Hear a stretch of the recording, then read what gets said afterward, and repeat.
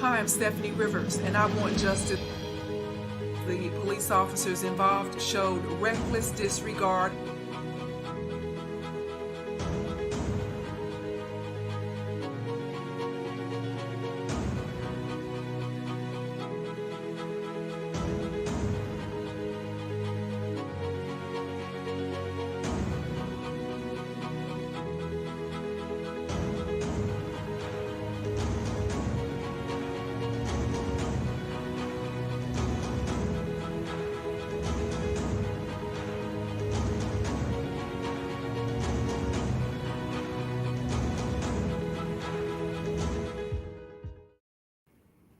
Hello and welcome to the video version of my journal. I'm Steffanie Rivers. Come on into the conversation. You might be watching this on YouTube or Facebook or Twitter or LinkedIn. I'm multicasting on several platforms. So welcome to the conversation on whatever platform you're watching. If you are new to the channel, then we want to welcome you. We know you're going to hear something that you're going to like and want to share. So please subscribe so that when I post new videos, you'll be the first to know. And thank you and welcome back to my subscribers list. It is growing, and we have a lot to talk about tonight. And I want to get started. I'll put the link in the chat in a couple of minutes, but let's just jump right in. You know, right when I thought about redoing, and I do plan to redo my show opener because I thought, okay, it's kind of old and I need to put some new visuals in there. It seems like we just cannot advance, you know, as much as we want to get away from certain things that we think are old news. It seems like there's always something else that comes up that brings us back to the conversation that we continue to have. So today we're talking about that Tyre Nichols video. Tyre Nichols was just 100 yards from his home when a gang of Memphis cops caught up to him. They kicked him in the head. They punched him in the face. They used a baton on him while he was being held by other cops in their gang. He was so close to home that Nichols yelled for his mother in hopes that she might hear him, or his stepfather might hear him, or somebody might hear him and try to save him from the beating that he was getting. Friday night, the Memphis Police Department released the videos of the cops beating Nichols in Memphis. There are at least 3 videos, and 2 of them are cop cams. They're worn by 2 cops at the scene. The cop cams' point of view are bad enough, but the 3rd video is from a camera that was mounted on a pole, a street pole. So we get an aerial view of the deadly force that was used on Nichols. It shows the worst of the brutal beating that Nichols endured, and for what? A traffic stop for reckless driving. That's what they said. Now 5 cops are charged with second-degree murder and kidnapping, and a number of other charges that we'll get to. 2 paramedics that were supposed to be caring for him, that were called to the scene, they took too long to render aid, and so now they are under investigation.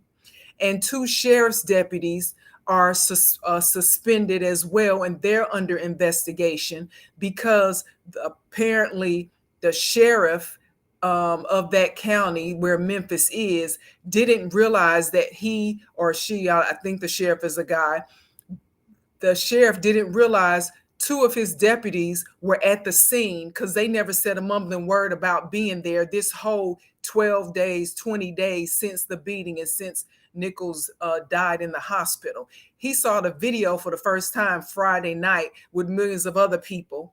And then he said, those are my deputies there. And they were witnesses to this, and they didn't say anything. Judging from the video, the cops should be charged with murder and with kidnapping, and we're going to talk about it. We're going to show you the names of the cops and the pictures of the cops later on in the show, but here to help me explain everything is Dwayne Gibson. He's my resident legal and law enforcement expert for the show. So welcome to the show, Dwayne. Hey, Steffanie, it's always a pleasure. Thanks for inviting me.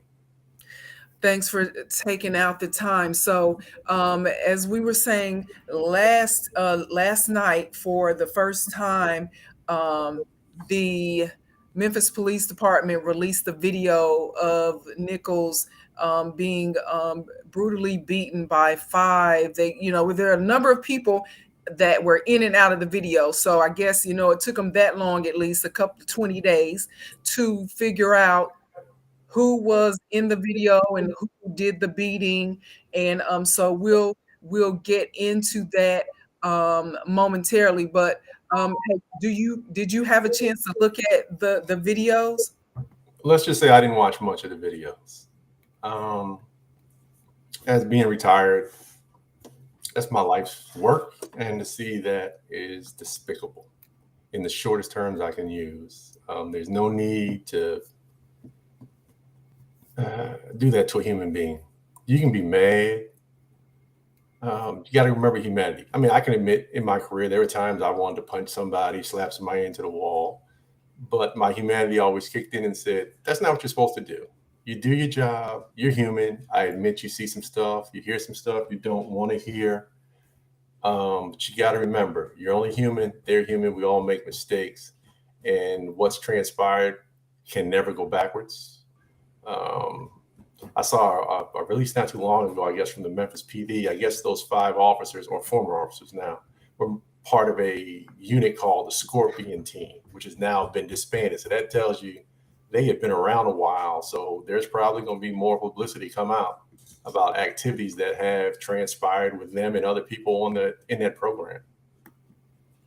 Yeah, they said they mentioned that earlier today, that at last night it was just like what suspended the activities of the Scorpion Team were suspended, but now today they have been halted all together, and so essentially.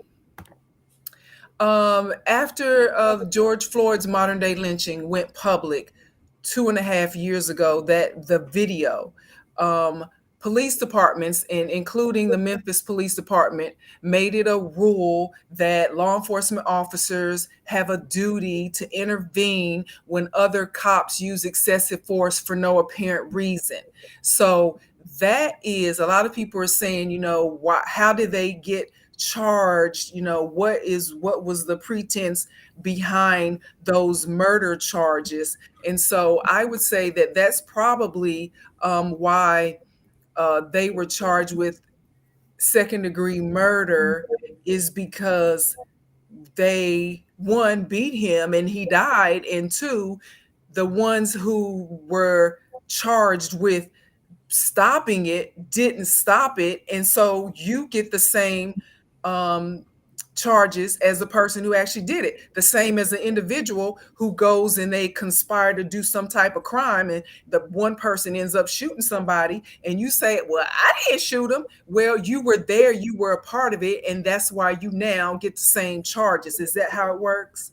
Yes. And I mean, and like I said, this goes way back, all the way back to Rodney King, and every atrocity has happened since then. I mean, it's been a standard within law enforcement that, like I said, we're all human. We all make mistakes. I think when we talked about earlier, I talked about how back in the day, we're talking 30 years ago, in the prime of my career, internal affairs was feared by all law enforcement officials. If you got a call to go see internal affairs, you were like, uh-oh, this ain't going to end well. I need an attorney, because whatever I did has now come to light. And somewhere in the process, I don't know how this has happened, internal affairs has gone from being the watchdog for the people to ensure that their officers stay straight and narrow. Now, like I said, we all make mistakes, and hold them accountable. When you go way over the line, you should be held accountable. I fully believe in that. But somewhere in the process over the last 25 years, it's gone from, well, I can go see internal affairs. I'll take my rep up there, and I'll probably go home tonight. Back in the day, internal affairs was a death knell to your career path if you were a law enforcement official working the streets to get called into that office, because the guys there, they were your constituents. But they had just taken a different path from being a street cop to watching the watchers, the police. These guys, all five of them, I'm a bar from Malcolm X. The chickens have come home to roost. I said this, I think, in our last time you had me on, the time before. My old agency has told law enforcement for over almost 30 years certain things to look out for. At one point, it was black and brown men going in the military, getting expertise to come back home. There were a few in LA that were gang related and joined the Marine Corps, came back and were arrested doing robberies. And their techniques were skill sets you learn in the Marine Corps, a thing called slicing the pie.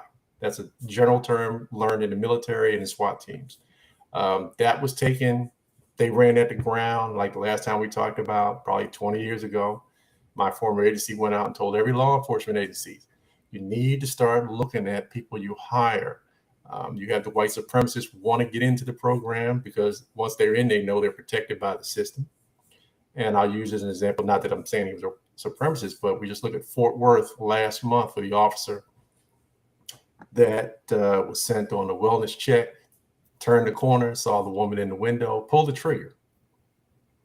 During the process of that criminal prosecution during the final week, the prosecution had gone to the police department, which they had a fight with him, to get his employment records. Within those records is his psychological profile that said he was not suited for the job, should not be hired. Fort Worth PD hired him anyway. Didn't want that entered into the record. They tried to say it was prejudicial. And luckily, the people that were sitting on the prosecution had the forthwith and the understands like, not prejudicial. This is his record. You know it. You hired him. You turned him loose. And as we know, I mean, it does nothing for the family or the child that was traumatized. She will get a form of retribution in him going to jail, hopefully for an extended period of time. But I am optimistic that this will be a significant bell that is rung. As we know, there are certain people within our legislature in DC that have been fighting against the National Registry against bad cops. Most people, I guess, I don't know if they know or not, but let's just say I was an officer in Arlington PD, Dallas, Fort Worth. They require college degrees, a whole bunch of stuff. They hire me. I start making a lot of bad mistakes, bad shooting. If you notice this, your cops will have bad interaction. All of a sudden, they will resign from that agency. And basically what that does, that allows them to keep their certifications. They leave Dallas, Arlington, Fort Worth, or wherever, and then go to some, small town down south in the middle of Texas. And they walk and say, yeah, I used to work for Fort Worth, but I decided I didn't want to work there no more. And what happens is, my opinion, management doesn't do the paperwork to remove them, to do the paperwork to say they are not certified. I am hopeful this will change. We're going to get more into that after we see the video, because I want, and a lot of people, before I show the video, let me say this. I know a lot of people, are against showing violent police brutality or just violent, videos of this kind. And I certainly get it. I wouldn't want, I don't enjoy watching them. And I wouldn't want children to watch them. But I think we as adults have to be aware, stay reminded of what is happening around us and to people who look like us. And that if we, want to ignore or look away, it doesn't change the fact that it's happening to somebody, and it could be me next and it could be you next. And so looking at it keeps me on task to let me know I still have to keep fighting. I still have to keep speaking up. Whatever is in my lane for me to do to make a change, I need to stay on task with that. And that's why I feel like it is important for us to see these types of videos, and to share them so people can realistically see they're not lying. He actually did nothing. In fact, with Tyre Nichols, the first video, there were 3 videos. We're going to show you 2, I think. I tried to find the third one because I watched it live. And so I don't have it recorded myself, but I'm going to show you a recording. The first video is of a cop coming up on the scene, and the other cops are already there pulling Tyre out of his vehicle. And Tyre is saying, "What did I do? What's going on?" And they're like, "Shut the fuck up, get out the car, and just pulling him out of the car. He doesn't even know, like, why are you doing this? They didn't even tell him what he did wrong. It was because he wasn't moving fast enough that, that agitated them. And so at some point during that first video, and I'm going to try to find it, but I'm going to show you definitely the other 2. Out of the first video, they're trying, they're like, they pepper sprayed him. And they were so inadequate with it, they ended up pepper spraying each other more than they pepper sprayed him. And they're trying to put him in handcuffs, and they're hitting him and punching and pulling on him and get down on the ground. And it's like, dang, he's the one trying to de-escalate the situation. They were escalating the situation to the point that, I don't even know how it happened that he got away from them. And of course and I'll talk more about that. So at any rate, let's look at one of the videos, and it's going to be a 49-minute video. This is going to be, so I explained to you what the first video was, them initially pulling him out of the vehicle.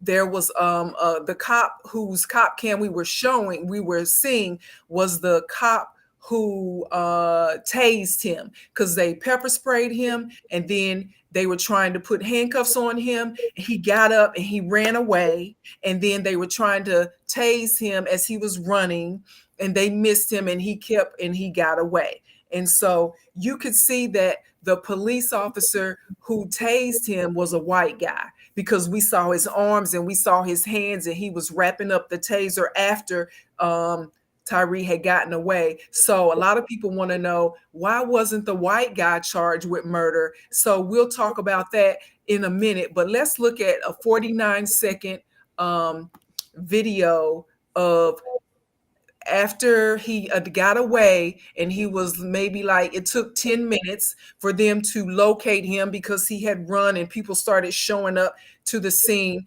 Other law enforcement officers saying, where did he go? Which way did he go? What does he look like? And then they would, drive off. So when they got on the radio and said they got him, then the initial cop gets in his car and drives to the next scene, the second location where they got Tyre. And the white cop, he told him, stay. The black cop told the white cop, stay here with the car, because they had all their equipment and stuff there, I guess. So that's why I think the white cop wasn't charged, because he wasn't at the scene, the second scene where it all went down and where the real brutality took place.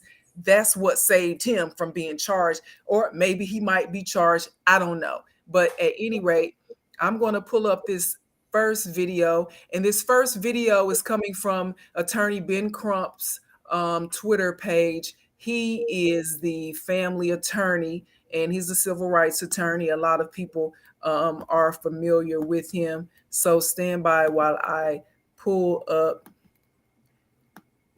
this video. And let me see, is it? All righty.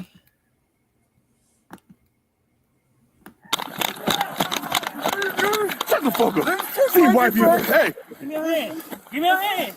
You might get sprayed again. Hey. Hey, Mike. Hey, come here, bro. Watch out, watch out. Watch out.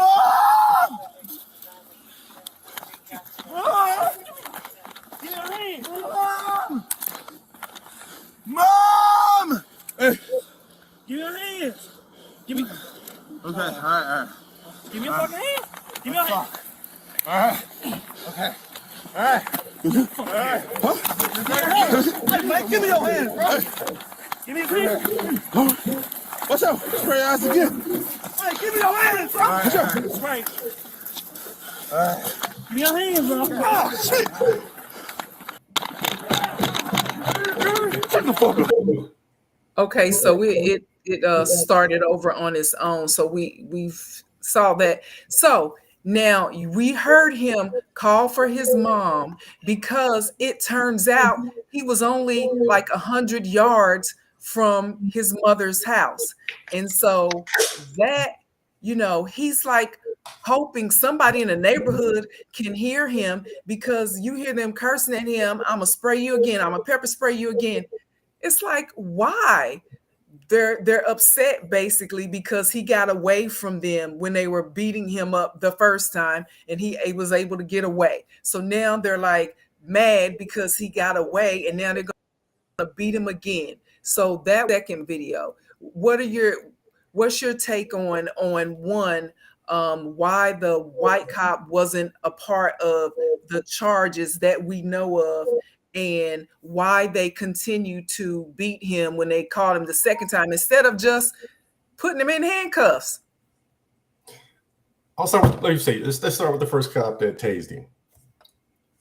Escalation of force there, you got voice, presence, hands-on weapons of that nature before you get to deadly force. He stopped at tasing. He stopped, he didn't continue. I would speculate that's why he's not been fired and currently already been to the grand jury and been indicted. I would say that's true. He wasn't in the middle of all the major stuff. He was at the beginning of the incident, and he stopped, like you said. You told me before, I didn't know he was there in the beginning at all until you just told me.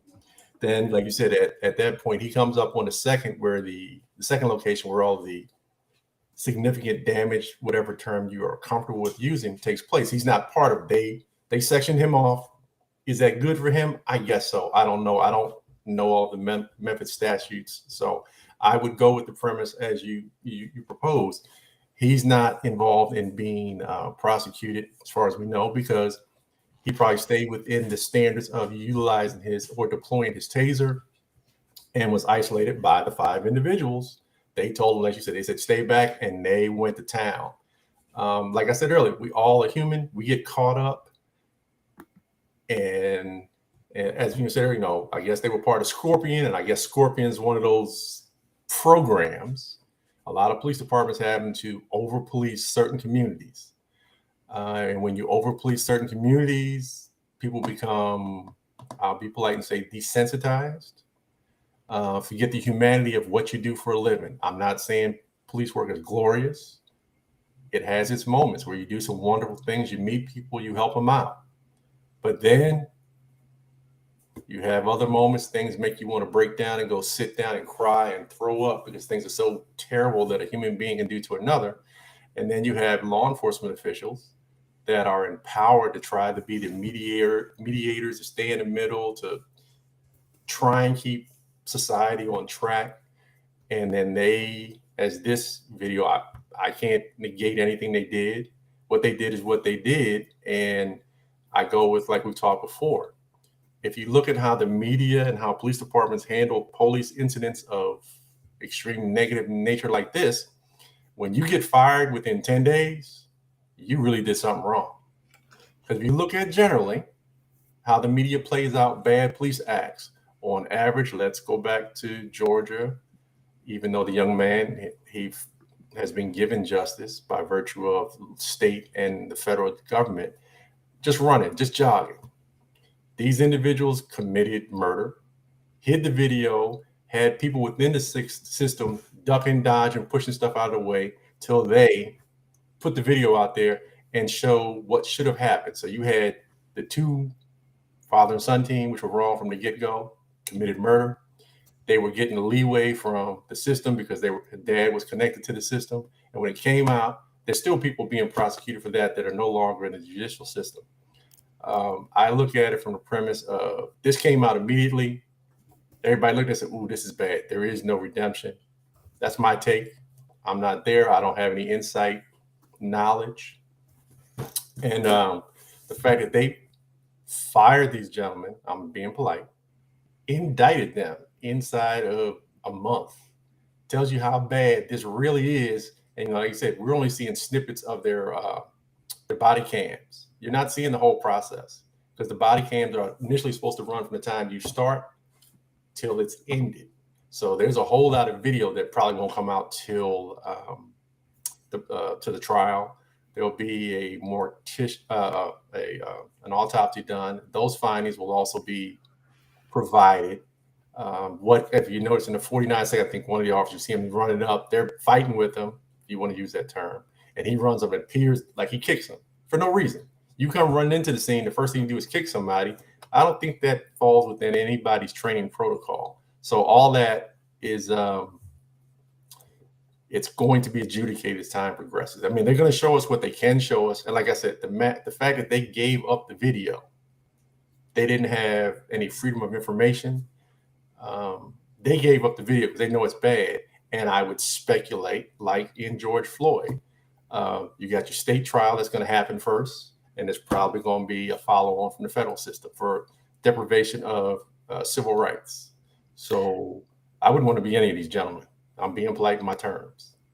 So we're going to show the next video, which is the aerial view from the pole, and it's 30 seconds worth of video, and it just shows the aerial view, so you can kind of see, because when you're looking at a cam and it's right here versus an overview, you can just see what actually happened. So let's take a look at that video. Let me bring it up. And let me see, is it showing? Okay, so I need to start it again. And so there's no audio. It just shows them they caught him. They're holding him down. Now this guy comes over and kicks him in the head like he's about to do a punt or a field goal or something. And the audio that we heard from the cam before, from the cop cam, look at him kicking him again. He said something like, "Oh, you don't want to let us handcuff you," and then kicked him. And now he's standing on a part of his body. It's just, and that's where he was calling for his mom. So that's his neighborhood where he has lived at had lived at some point.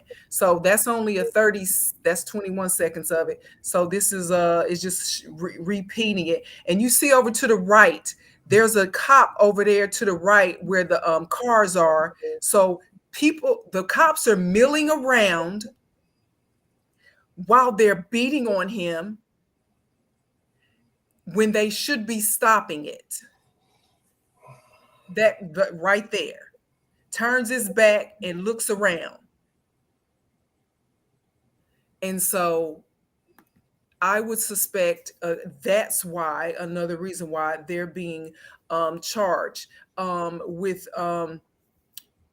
murder in a second degree, kidnapping, while you're let me go ahead and get out of that. So you mentioned a couple of things that I wanted to bring up, and that is that you said it must be very bad because it happened on like the 5th or 6th of January. He died 3 days later, and it's the 28th of January right now. So it doesn't take that long for people in a position of authority to make a decision once you see what has happened. And so that's something that Ben Crump said, and that I agree with, is that when you have these instances that keep happening, and then the police department in whatever city wants to take a month or two, and you got people waiting and families waiting for you to make a decision on charges, it's not that hard, people. The video shows what happened. And so that's another thing I hope that sets a precedence, in that we don't make us think that we are asking for too much for you to make a decision because you're supposed to be the person in charge. Charge these people, fire these people, so we can move on towards justice. One, And two, I had another point, but I forgot what it was because I'm so passionate about what I'm trying to explain. But at any rate, I will remember at some point. But it's like it just doesn't take that long. Oh, I know what it was now. And two, you might be able to give us some insight on is I read that there is a council of big city police chiefs or something like that, whereby they kind of communicate with each other about what's going on in your city because it might affect my city, that type of situation. So the police chief in Memphis got on the phone with the other police chiefs in the big cities and said, "Hey, this video is bad. There might be rioting in your city. So get ready." Now, you notice, Dwayne, that they released the video Friday night at like 8 o'clock, 9 o'clock, after everything was closed for business, so giving people the weekend to protest, giving them okay, we protested. Okay, Monday, let's get back to work. That's what they hoping, that you won't bring it into the week and disrupt business any more than needs to be disrupted. So they have a strategy that they use. And I hope that our viewers and that people in our community, they see these people got a strategy against you and me and us as a group. They plan stuff. We got to plan stuff. We can't be so emotional off the cuff all the time. We have to put stuff in place so we can make a change and we can be ready to address issues collectively when these things happen. So what do you think about all No, that it's I true. just Yeah, said? there is just like every year you have the all the governors. They have their meeting every year to whether they're red, blue, they don't care. They get together, they make comparisons of how their individual states are faring across the board. And the same thing, the police chiefs do it too. What was it? Was it 2 weeks ago? You had the National Police Officers Day. That's another day where they share a lot of information. And as you were saying, I remember I read it earlier when what was it? DC. They pulled their whole force in. I think it was starting Thursday, 24/7. Nobody's off. They were running 3 shifts. It's called every man on deck. They were just anticipating, there were going to be some upheaval, some unrest in DC. There wasn't, but that, like you just alluded to, they do talk to each other. Don't believe they only talk to the city next to them. There is a national council where the major metropolitan entities get together, share information. They have to, because it's not like 1920 where you had the mafia was running New York and Chicago for all intents and purposes. Easy to handle that. They're everywhere, just like civil unrest as this nation is coming to a crux in a change of power that some people don't like. They like upheaval. It helps them, say, like you said, work the strategy that they're working behind. And like I alluded to earlier, my personal desire, hope would be that those politicians that have been standing in the way on a national level of a national registry will finally be pushed off of that dais, and there will be people on there that have common sense. I expect people to be on both sides of the aisle, red and blue, to be involved in to say what needs to be done. We're past that point of, self-policing is going to work. It's not going to be self-policing. You have to weed out the bad. I'll go back to what I was told at the beginning of my career, when I was a child.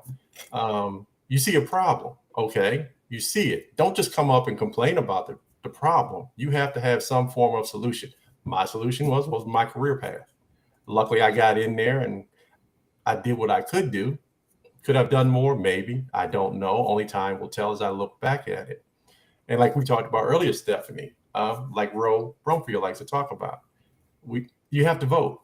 We as a culture jump up every 4 years. We voted for the president. The president is nothing more than a talking head.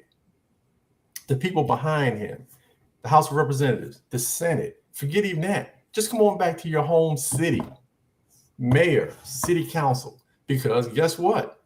They put your police chief in. Mm-hmm. You need to vote for the sheriff. When you vote for these people, I'm not saying you vote party line. I ain't gonna lie. I voted for some Republicans in the past. They had what I wanted. I voted for some blue guys that had what I wanted. It's not that simple anymore. Well, I'm voting blue, I'm voting red. They mix it up. You have to do your own homework. No, I don't want to run for office, so please don't anybody say that to me. I like my privacy. But, we need to start physically, well, we got an election coming up, what, 3.5 months here in Arlington and around in Texas, right? How many people are actually planning on voting? Or just going, I'm going to sit at home. Or let me use this one. Ron DeSantis, who wants to be president, suddenly AP African American Studies has no educational value. Now they've already filed lawsuits, which is, in my opinion, they shouldn't have to argue too loud. Wait a minute, you got Asian American, Latin American, German. You got like a dozen in Florida in the curriculum that has educational value. But when you come to African American, we have no educational value. I don't know. Let me think. Who laid out Washington, D.C.? I think that was a black man who invented the stoplight, the gas mask, all the major uses for peanut butter. Do I need to go on? Like you said, there is a strategy in place. We tend to get comfortable. It's not about being comfortable. History should make you uncomfortable. CRT, as I was talking with my daughters and a couple of friends last week, I said, if you notice, CRT failed in the GOP. They was hot for 6 months. It didn't catch on because the younger generation saw through. It's like, wait a minute, I want to know what happened in the Black culture. I'm tired of only knowing the European side of the equations. I want to know everything. If you notice now the term, I'm going to use DeSantis again, no woke culture in Florida. Change out woke for what color? I ain't the smartest guy in the neighborhood, but I can see through, the rainfall. And I don't want to preach at anybody. I just want people to do the best you can do. If you look at your local races, do you want your school boards, which is prominent? I'm on my soapbox again. Think about 3 years ago where they were trying to rewrite the history books. Slavery was not that. It was a, paid internship. And I think it was in Houston where it was a bunch of people got together and said, oh, no, you're not doing that. And they went to Austin and said, you must be crazy. It wasn't a paid internship. It was slavery. Don't bring those books in here. That's what I mean. Take a stand. It's one step at a time, one block at a time. And it's called, I guess, as I've talked with my daughters, I had to explain to them civil liberties and all that stuff when they were in junior high school. We were having a conversation. I thought they were taught some of the things I was taught a number of decades ago. Stuff wasn't there. I said, well, we're going to have a little conversation. We're going to talk about how bills are passed, civil rights, and civics run down. And I guess that gets back to a certain political party's idea to dumb down America. I'm fully against it. I want our people and people that look like us that have the same problems. They may not be as melanin as us. They may be a little lighter, maybe a little darker. Get on the boat. Start voting. If you got a candidate you like, vet them. If it works, if it don't work, kick them to the curb and get somebody that actually is trying to be in the middle of the road to take care of you and yours, not just one side or the other. I know that was a long storyline. No, I agree, and we've got a few people in the comments who are commenting, saying that it goes to show that when you put a uniform on, this is from Gregory Verity, it goes to show when you put a uniform on gutless wimps, they will abuse that position. 5-on-1 lining Tyre up like his head was a football. Yeah, that's crazy. And they were kicking a field goal. That's crazy. And so that brings me to this point. Surely these guys knew. I mean, they did know that at least 2 of the cops on the scene were wearing cop cams. Now, they said that the members of the Scorpion team, they did not have cop cam video. They were not wearing cop cams. That maybe that was not something that they had to do, but they had to have known other cops had on cop cams, and they had to have known maybe not that this pole camera on the pole was recording, but a camera could be recording.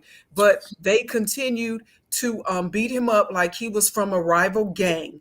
And so that answers the question, why do Black people run from the cops? Because if you fight back, they're going to shoot you. So it's going to be called resisting arrest. And they've learned to say, Stop resisting. Stop resisting. They say that. And I've even seen videos where people are not resisting, but they say it. Stop resisting. So it's kind of like they're putting a narrative in there themselves. So when you look at the video, even though your eyes don't see it, your ears heard resisting. So you automatically say, oh, yeah, they were resisting. And that's why they got beat up or shot. In their minds, Black people are supposed to comply. The cops, law enforcement.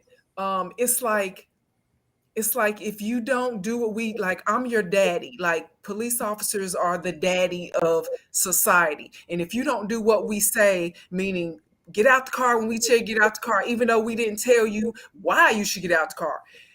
Stop, lay down, face down with no questions, even though you have a right to ask why you're being detained. Don't run, even though you have a right to self-preservation. It's like they are trying to program you back to 1823 instead of 2023.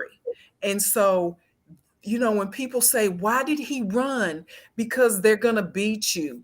Why didn't he? It's like these videos show why people do certain things. Now, I wanted to mention that Tyre Nichols I think he was 29, and his family said that he had Crohn's disease.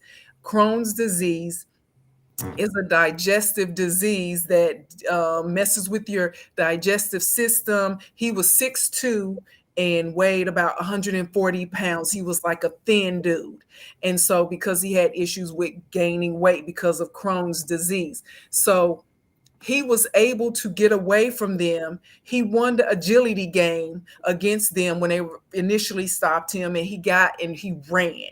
And, they were some burly dudes. Some of them probably had on bulletproof vests, and, they couldn't move like he could move. So even though it was like 5 of them, he won the agility game and was able to get away from them. They didn't like that. So when they caught up to him, I believe they were mad that he got away from them, and they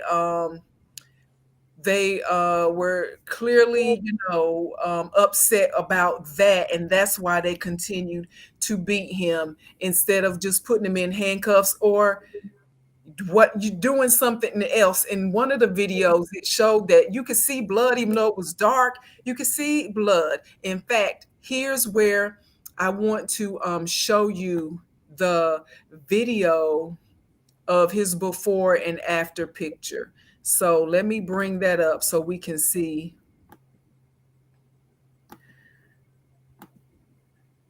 Now, this is, of course, Tyre Nichols on the left before, at some point last year.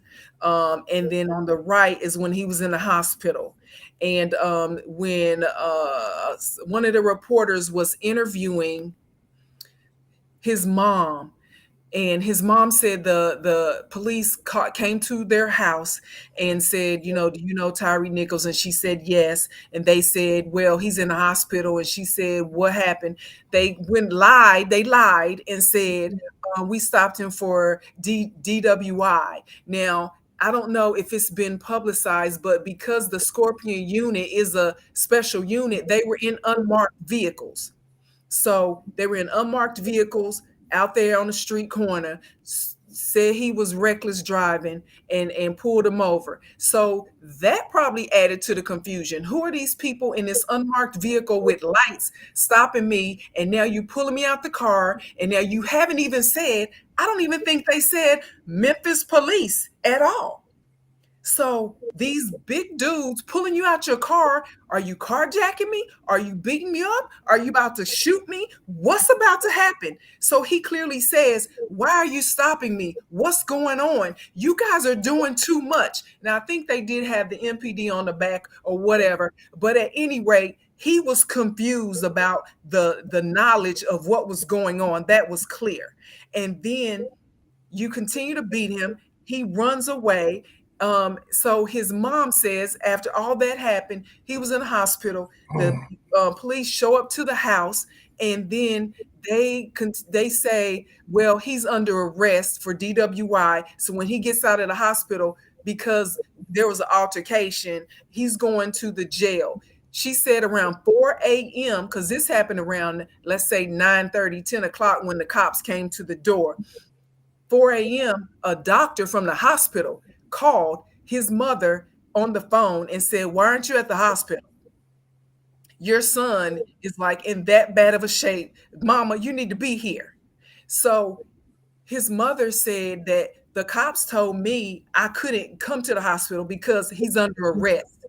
So even though he's not in jail, he's in jail to the point where I can't see him. And then that's when the doctor told her, ma'am, you need to be here. And when she got there, this is what she saw. Her son, who would look like that, something like that, last time she saw him, now his head was swollen.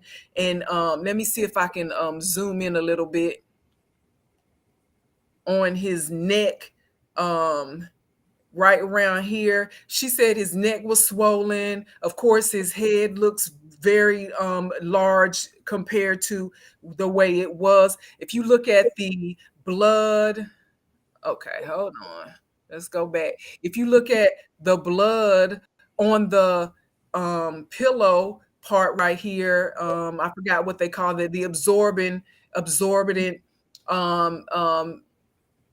it's like a I don't want to say diaper, but it's like that. It's kind of like this big giant cloth that when you are in the hospital and there's a lot of mucus and blood and liquid, they grabs it and it catches it like a diaper, basically. So you can see all that blood that's draining from his orifices and all the things that, let me go ahead and click out of it because it's doing something different now. So clearly he looked way different because they had beat him, and they didn't even tell his mother all that. And so his mother was very, when you have to walk in and see your child like that, I'm just shocked at going after all that we've said. And then we normally see this with white cops, with on black people, black and brown people. Now these are black cops, black men beating a black man. Now, if I was in that situation, or when I see black people, I think of you as, you could be my cousin, you could be my brother, my father, my sister, my mother. And I'm not going, but I've never been a police officer. And I know people, you can't always look at people like that because you end up, what's the word? Being vulnerable to them when they have ill intentions. I get it. So I've never been a cop, and I know you can't look at people like that. But in this instance, when they knew clearly there was no reason for them to treat him like that, I just can't imagine why they wouldn't look at him like, you could be my cousin, you could be my brother, my uncle, my son, and I'm not gonna go but so far with you, especially since you've given me no reason to. So what do you think about that? Scorpion unit, I don't know. I do some research, see what their manifest was. But you hit on some of the points. Individuals are placed in these tactical units, I'll call them that, to address certain issues. And they get to a point, unfortunately, some people get to that point, they forget the humanity and go like, well, it's us or them. If you're with us, that's fine. But if you're them, we don't care. We're going to do what we feel like doing. And like you alluded to, all the stuff that the doctor said is probably going to be in an investigation statement that they may or may not find out who made that call to the mother. But when a doctor calls you, you can guarantee that's written down somewhere. All of that trying to cover up the actions, I'll just call it that. It all comes out in the wash. When it's a bad act, it all comes out. They try to, some people try to cover up. That may have been what was occurring, but as you alluded to, the doctor wasn't having it. when you were looking at that absorbent pillow, as you were calling it, yeah, he's leaking from open wounds. He's got a tube. He's incubated down his throat, his nose. All those areas have been compromised based on whether he was beaten, position he was put down and held in, the kick. All that stuff comes out. Like I said, no one should have the coroner take you apart to find out what killed you. You should die of old age, preferably. All of that stuff's going to be documented. And I mean, you're going to have the medical records, the coroner's records, any 911 calls that went, their radio transmissions. I don't know if most people know that every time a cop keys up, it goes into the system. It's not like the old day where they had tapes. This is all digital, so it doesn't take up any sincere space within the police department. And, as we all know, current attorney knows how the game's played. He knows what to ask for, how to put out the requests. And like I alluded to earlier, the fact that they fired them and indicted them, there's a whole lot of evidence out there that is not, I would say, is not good for them. I don't know because I'm not in it. I can speculate on what I know about how the system runs. The fact that, there isn't a 6-month delay. There isn't we're looking for the video files. They got mis ID when they were put away. Like, I'm trying to think, there was a case last year. It was a bad interaction between some cops and a motorist, and the sergeant on deck. They had a policy within their agency that the sergeant, they had certain categories, things that are reviewable, things that are running. They had stuff that's miscellaneous that they put in that file that would disappear in 6 months, no questions asked. And that, I can't remember which agency it was, they had a policy that during the month, upper management would just arbitrarily go in and pull stuff out of every category. And they found this sergeant had intentionally missed ID inappropriate acts by him and other officers, and they all ended up getting prosecuted for it. But the answer, I'm going to get back to again, I know it sounds like I'm beating a dead horse. We need to take an active role in our policies that are put forth from our local politicians. These actions are no way, in my opinion, I don't think anybody will disagree with me, justifiable.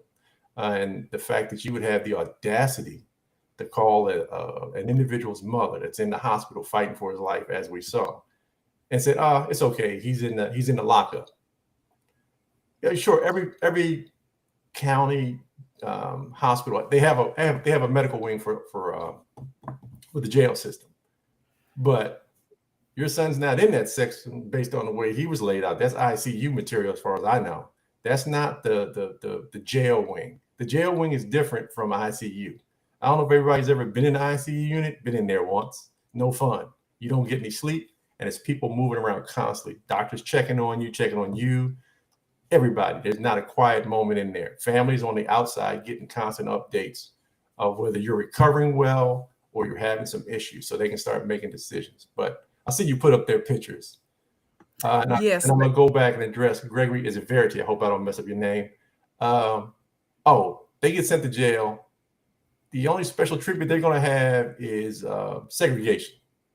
And I'll drop this in there for those that don't understand segregation. Jeffrey Dahmer was in segregation. What happened to Jeffrey Dahmer? I'm not saying that's going to happen to them, but you have to understand prisons are run by the prisoners. They outnumber the guards generally around 20-1. If there's somebody, and remember when Jeffrey Dahmer got taken out, the guy that did it, that brother got money, he got clout, and he's probably still trying to spend the money that people put on his books. I'm not advocating violence. I don't. But these gentlemen, I'm being loosely free with that term again, they may be in a special wing, but remember, custodial officers, which are, as they're a euphemism, old one is turnkeys, they don't take kindly to having to watch cops either, because that's in the same family. The difference is cops on the outside put them on the inside. Custodial officers take care of them on the inside. Their life will not be a cakewalk in any prison. Remember, go back to Georgia, when that father and son team were convicted in the federal case, their attorney jumped up and said, we want to have all our time done in the federal case. And the state said, nah, we're not doing that. We got them first. They serve these life sentences. Then they can go serve their time in the federal prison. they were trying to play the safety game. In fact, these individuals are former law enforcement officials, been indicted quickly. I'm going to speculate. I don't think Memphis has pretty nice prisons, and they might be in the protective wing, but it ain't that protected. So, well, yes, I wanted to keep trying to. I'm listening to you. You're saying things that make me think of things, but essentially, these are, let's say their names. That's Justin Smith, Emmett Martin III, Desmond Mills Jr., Demetrius Haley, and Tadarius Bean. These are the 5 police officers who, when this picture was taken, they had just been fired from the police department. So now they've been charged with second-degree murder and assault and kidnapping and a few things that one of our members in the chat let me know about. But at any rate, they now have been indicted by a grand jury, so they will be standing trial. And then that leads us to another thing. We need to be a part of these juries, because some of these cases seem so open and shut, and you're like, oh yeah, that's a done deal. And then when you get in, them lawyers start talking and they start bringing up stuff, but the way it looks now, there's no reason why. I don't know anyone who would get on this jury and say, oh, they should be not guilty, but it could happen. At any rate, these are the police officers charged and indicted for the murder of Tyre Nichols. And then there are 2, again, there were the video shows, if you watch the full-length video, the video shows the paramedics, the fire truck showing up, the paramedics medical kit it showed up. They were there, but they didn't render aid to Tyre Nichols until at least 10-15 minutes after they arrived on the scene. Why is that? Now, I am no medical professional, but I do know this: the longer that, if you have a life threatening injury or wound, the longer it takes for you to get that looked at, for a doctor or a medical professional to help you, the more likely it's going to injure you and lead to death. And so the reason that the paramedics are under investigation and have been suspended is because maybe if they would have gotten to him sooner and got him to the hospital sooner, he might have had a better chance. We know he would have had a better chance, but he might have survived. We don't know if he would have, but there's no reason for you to be on the scene with a whole bunch of cops. So the scene was safe because they're the ones that called you there. The cops are the ones that called them to the scene. So why would you wait so long to render aid to someone? Why did the cops not render aid to Nichols? There was only one person who kind of like, when Nichols was trying to talk, he was like, what, dude, what? And kind of like set him back up. His mother, Tyre Nichols' mother, ended up saying during an interview that his neck was broken or his back was broken, which if he was 6'2", 140 pounds, and all these people were kicking on him and beating on him, I would say he probably did have a broken neck or a broken vertebrae in his back. But at any rate, that's why the EMTs are now under investigation, because they didn't do what they were supposed to do. So I would say this, and let me know what you think about this, Dwayne. This is not something that you just do straight out the gate, go and snatch somebody out the car and beat them senseless and kick them and baton them and all of that. You work up to that. You don't start out doing stuff like that. You don't start out cursing somebody out. You say hell, you say damn, you say shit. You say a word or two, and then you build up to cursing somebody out. So my point is, if you know anybody, because we had somebody who came into, but he said he had lived in Memphis 20 years ago. He lives in Dallas, Fort Worth now. I was going to ask him what was his experience with the Memphis Police Department, but he said it was a long time ago. So if you live in Memphis or you know somebody who lives in Memphis, I would say this is not the first time that these guys, let me say that before I move on. This is not the first time that these guys did something like this to somebody. That's like when you look at what Derek Chauvin did to George Floyd. That's not the first time he put his knee on somebody's neck. So there's people out there who can testify that these guys did to them what they did to Tyre Nichols, okay? Because they built up to that. So if you have relatives in Memphis or you live in Memphis, you take a good look at these people and you help figure out, did they do something to a family member before they did this to Tyre? And so, if so, you need to be contacting some type of legal authority or police authority, because I just don't believe that this was the first time that they would have done something like this to that extent. Does it, Dwayne, does it normally, do people start out doing things like this, behavior like this, or they work their way into it? I would say work your way into your loss of humanity.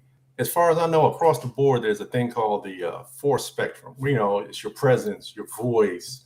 You know, you don't go straight to guns. You don't go to taser. They're at the top end of the tasers, guns, aspect. That's at the top of the spectrum of force usage.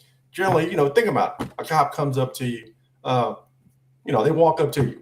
You see their presence. That's your first, it's a cop. I got to straighten my act up. Then the way you talk to somebody, you don't scream at them. You talk straight to them. You're like, okay, this seems kind of bad. You know, it's a spectrum.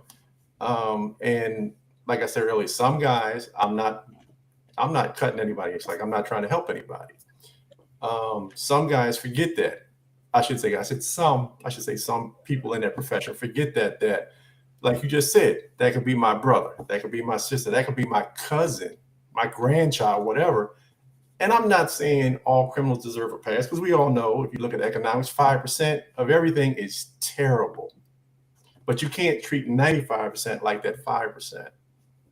Yes, you have to always keep your head on a swivel. I'll admit to that. You have to keep your guard up. But that's why there should always be somebody with a calm head. I'll use an example. When I was a child in Baltimore, my neighborhood, it wasn't a bad neighborhood. It was a cross. I lived over in Waverly, over near Johns Hopkins University. Most of the cops back then, they had a walker beat. They didn't all get in a car. They knew who the knuckleheads were. Now here I am in my 60s. I can still remember one cop in my teens. He was from Jamaica.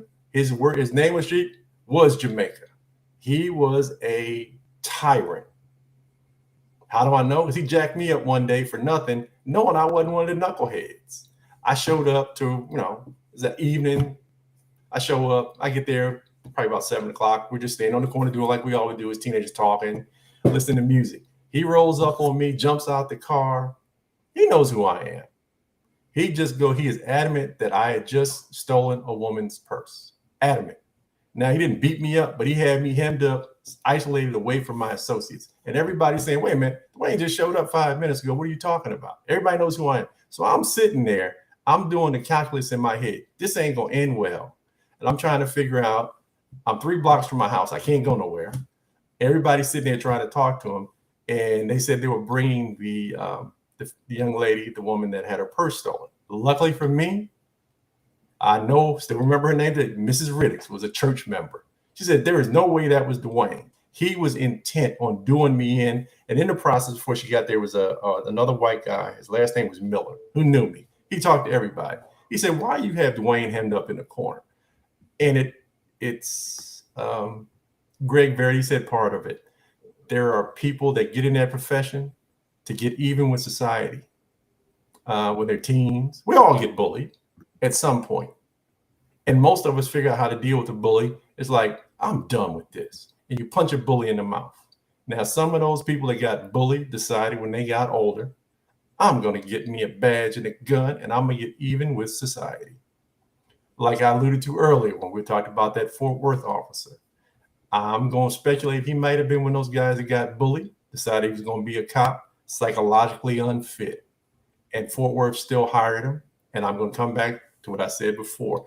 I hope that, unfortunately, I don't want Mr. Nichols' life to be in vain, but maybe this is the catalyst that we will have individuals with enough intestinal fortitude that we have given the position of representing us to stop getting in the way. Let the paperwork, let the law, make it the law of the land. There is a national clearinghouse for law enforcement that are bad. So that you can't just go from point A to point B to point C to point D. And in the process, you're wrecking lives. That's not in this day and age. This, like you said, this ain't 1823, ain't 1619. It's 2023 to 21st century. If you can't pass a psychological evaluation, I'll drop a name, Timothy Nichols. Everybody remember him from the Oklahoma bombing? He failed the psych evaluation to get into special forces. As he failed out, he went far right. That's when he started saying they're using the military inappropriately, doing A, B, C. That was to justify his failure to meet the standards, to get in to the process, to go to the Q course. Psychological evaluations, I'm going to circle back. They have a place. They hit me up with them too. I guess I passed them all for my career path. But please vote. Remember what I said 10, 15 minutes ago. Get your sons, your daughters, your grandchildren, give them the basic understanding of how it works. Not just every 4 years we vote for the president. We vote for a senator every 6 years. We vote for a House of Representatives every 2 years. You vote for the guy down the street, your school boards, your police commission. That's like, what was it? Wasn't Fort Worth trying to get if I remember, they were trying to put in a police review board and they shot that down because they didn't want anybody on the outside seeing what they're covering up. That's voting. I can't say it enough. I mean, is it the answer? I hope it's part of the answer. And I would say, so let's talk about some solutions on one is voting and staying connected, because we know everybody's got a life to lead, and we got kids, we got spouses, we got church jobs. You know, you're trying to lose weight, you're trying to do all these things, and you don't have time to keep up with everything. Right. But if you connect yourself with people and keep each other informed, and let them go. It's like carpooling. They drive one day and you drive the next day, and somebody else drive the next day, so we can all benefit from getting where we need to go. One, how do you keep yourself safe on these streets in the United States? I would say, because they talk, when videos come up like this, Right. I would say, if somebody's trying to pull you over with lights or without lights, so you can just tell they're trying to get you to pull over, go to a well-lit area where there's likely to be witnesses, human people, Right. or cameras, or like a 7-Eleven, they open all the time.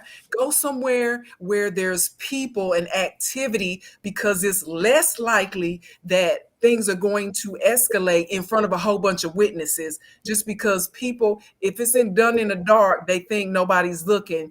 And so if you are more likely, it's more likely that they won't do something. More likely, I'm not saying they won't, but it's more likely that it won't get to that point if it's in a well-lit area.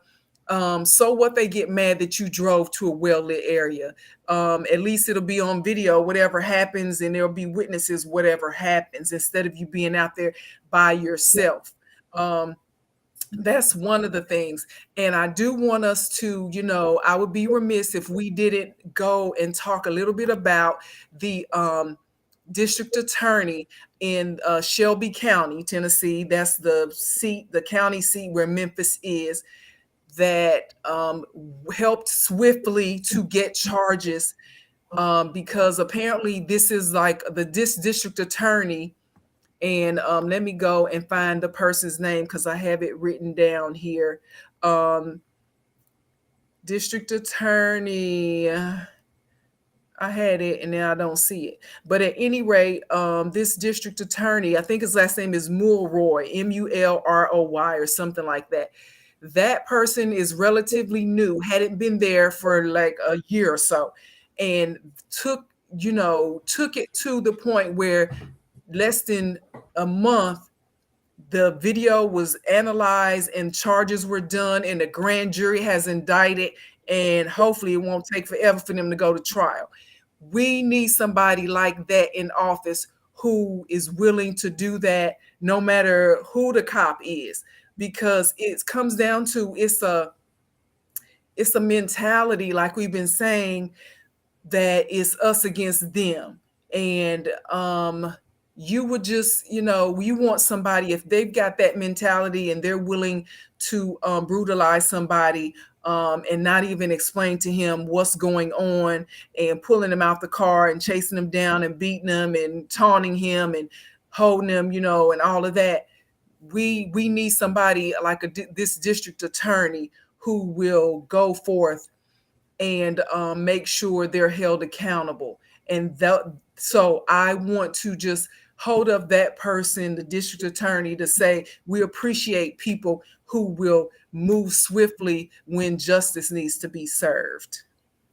That sounds fair. We're both saying the same thing. It gets back to voting. You got to understand who you put in the office. And I'm going to use a prime example. The DA that took over in 2020 in New York City had a case wrapped up. What did he do with it? He threw it in the trash can. I'm not going to mention the turd's name. Everybody knows who I'm talking about. And, the former DA had spent all that time putting it all together while somebody was sitting in D.C. just doing stuff. Got out, put the case together. All the new guy had to do was take it to the grand jury and let people from the community make a decision. That's all the grand jury is. People from the community. Oh, I want to get back to it. You said this. We need to show up when you get that jury summons. Don't look for a way out. Now, I can tell you how to get out. I've got the easiest way in the world to get out. All I got to do is sit down and say who I am and what I used to be. 9 times out of 10, they're going to tell me to go home. It's all in how I talk to them. If I want to get out, hey, I am so-and-so and so-and-so. I'm out the door. But if I want to stay, which I usually try to do, I usually use a different tone. I tone down what I did and I move on. Because I was just on jury duty 3 months ago. I was ready to go. Morning of, I checked. Guy tapped out. One before that, I was in Fort Worth. I was ready to go. Get there. The guy made us come to jury selection. It was a kiddie porn case. I figured it out based on the questions they send you. I was there and I was ready to do my duty. People talking about, do you go to jury duty? I sure do. I don't need the $6. I don't even want the $6. But I want to have the opportunity in the event I sit on a case that has a minority on it. They deserve the same justice that anybody else gets. Luckily, the one last month, everybody was upset when they seated a jury for that officer that was not diverse. It was all white. Everybody was scared they're going to let him walk. But actually, those people had enough intestinal fortitude to sit down, look at the evidence, and not be swayed. But if we don't show up, oh, I got my jury duty. How many of our friends say, man, I got jury duty, man. You know how I can get out of this? No, you get out of it going down there, you sit in the box, you answer the questions. Be honest. If you hate cops, just tell the truth. That'll get you out the door. They'll ask you questions. But if you actually have any compassion in your heart for your fellow man, you're not going to do that. You're going to go down. You're going to give honest answers. If you really hate them, you hate them. So be it. But you never know who's going to be in that box till you get there. Don't always assume that me or you are going to be the ones in the box, Steffanie. Everybody should take their turn. Yes, I know it sucks if you have a job, you have kids, you got to sit in a jury. But you got to take those summonses for real, whether you get grand jury or you get a jury call. Show up. You might be the charge. You might be the person that keeps somebody from getting a malicious charge they really don't deserve. I agree. And that's why when I get it, I'm like, but I try to go and participate because of this very reason. One last thing, qualified immunity and defund the police.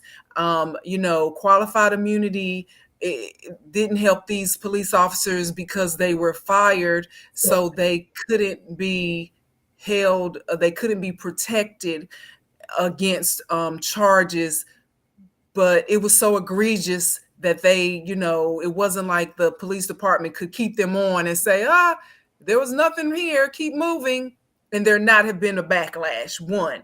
And that's why they were able to be charged, because they were fired, which a lot of times doesn't happen. So if it comes through and it is going to come to a trial, be ready, potential Memphis jurors, about what you are going to see and what you have to do to get justice and make a change.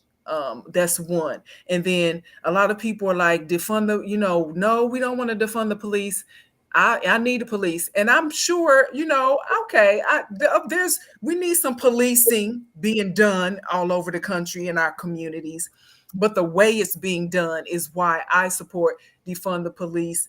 One, I would say, is community policing. Require that the police officers who work in that department live in that community, because they're less likely to treat people like they treated Tyre Nichols. If they live down the street from Tyre, then they would know Tyre and they would, treat him differently.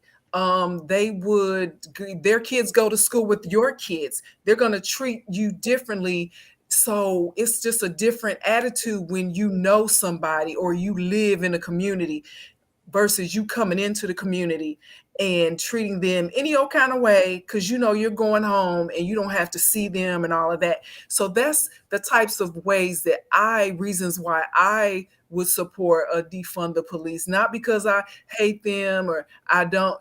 I just wanted, like you mentioned earlier, Dwayne, restructuring how the money is spent. Because when you look at these special forces with all this special equipment and these special guns and these special units, if this is the way they're using the money to go out and bully, lie, and kill people, I don't want that. And that's why I support defund the police. Yeah, I mean, I'm with you on that one. Defund the police, it was a scare tactic. I think the intent was, like you just said, stop steering all the money to technology, aggressive tools. Let's go back to some of the things that worked. Like I said earlier, community policing, where the police worked, a two square mile area. They were on foot most of the time, not riding in a car, covering 20 square miles. The people in the neighborhood. And I remember, I know it used to be the standard. A lot of East Coast departments had I think it was like a 20 to 50 mile radius or something of that nature, that you couldn't live outside of that to work inside the city, as you just alluded to. Because if you live, I'll just say you work in Arlington, but you live in Frisco, there's no connection. That's two different worlds. You live, you work, you live over in the Grove. I mean, you work over in the Grove, but you live over in Weatherford. That's night and day. I'm all for defund the police, which is restructuring the money, restructuring the training, bring in the appropriate assets where you have officers that, yes, we do the job. You have to police because there's always at 5%, but you also have officers that have that additional training. I believe that they are, they're out there working with everybody else, but they specialize or have more training. Okay, let's make sure this doesn't go high order. Let's bring it down. If you want to use the term negotiators, which you only use when it's a bad scenario, but you get more of those skill sets passed down to the people in the street, because you can't keep going where we're going. There's too many people out here with attitudes, and you kick the hornet's nest one time too many. I'd have lived through a few city riots, 1968, riots in LA, and a couple of other ones I don't like to remember. I do not like those feelings, that inadequacy of what's going on around me. Can I protect my family because we allow the pot to just turn the volume up, keep turning it up? till it hits a crescendo and then it explodes. And everybody's like, what happened? So I'm going to say it again. Vote, vote, vote. Learn what's going on in your city. What's important? Do you want your kids to have an education to understand? Like I saw, there was a video today. I was just killing time. They were talking to college students, and one of the questions was, where was the Vietnam War fought? Okay, in Vietnam.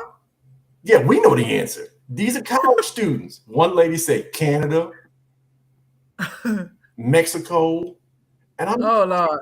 wait a minute. You get an advanced education. You don't they gave you the answer. Where was the Vietnam War fought? Mexico, Canada. And I'm just like, and the guy, when he's doing, he's just like, that face like, like I said, vote. You got to get people on the boards. Start local. Work your way up. Because the power is right here in front of you. The power is not, well, financial power is in D.C. for all intents and purposes. But the real power is where you live at. If you send the right message, you get to vote them in, you get to vote them out. That's right. And so just to be clear, you're not going to be running for an office? Nope. I like my privacy. I don't want anybody going back. I don't want anybody digging into my past when I was an undergrad at FAMU, or I was in high school, I was in the Army. No. That's dead, buried. Not that I'm saying there's anything bad there, but I just don't want that. Just what? You're trying to get me to explain something I did when I was 21? I don't know what I was at 21. I was a fool. Exactly. I was a fool. Now I have no shame in that. No policy. No politician work for me. No. And you know, maybe that if you're watching this and you keep seeing these things happening in your city, instead, and you know, everybody has a lane, a role to play in bringing to light or making a change. And I believe that my column and my video and the written column and working with people like Dwayne Gibson, that is my lane and my role. Yours might be different. You might be somebody who wants to be on the front lines or you know, protest or make phone calls or help the next person get elected who you believe in. Just depends, but do something. We all have something to give to the cause and to the fight. So I just suggest that you find out what that is and participate.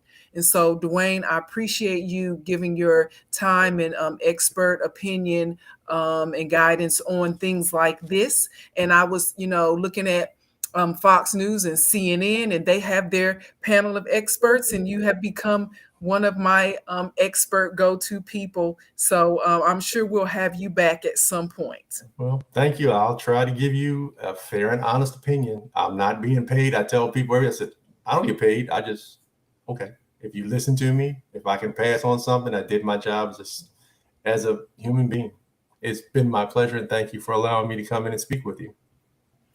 All right. And so you still got plenty of time to go out on the town on this Saturday night. So don't hurt nobody, and we will see you next time. Thank you, Dwayne. Have a good one. Pleasure. Have a good one. Bye. And we want to thank you, too, for joining us. To find out more about the things that I care about, you can go to the written version of my journal. It's at eurweb.com. Thanks, and have a super day.